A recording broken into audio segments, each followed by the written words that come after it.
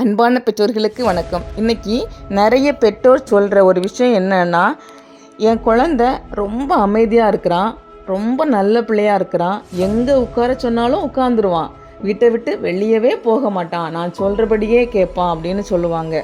இதை கேட்டால் சில பெற்றோருக்கு சந்தோஷமாக தான் இருக்கும். ஆனால் ஒரு சின்ன உண்மை சொல்லணுன்னா, குழந்தையுடைய மூளை அமைதியில் வளரவே வளராது, அசைவில் தான் வளரும். அதாவது நம்ம நடக்கும்போது, ஓடுற டைமில், கீழே விழுந்து எழும்போது, குதிக்கிற டைமில், இந்த டைமில் தான் மூளை ஆக்டிவாக இருக்கும், நிறைய விஷயங்களை கற்றுக்கும்.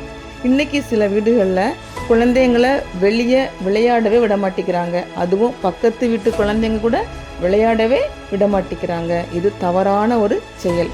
மூளை ஆக்டிவாக இருக்கணும் அப்படின்னா டெய்லியும் 10-15 நிமிஷம் ஓடி விளையாட விடணும்.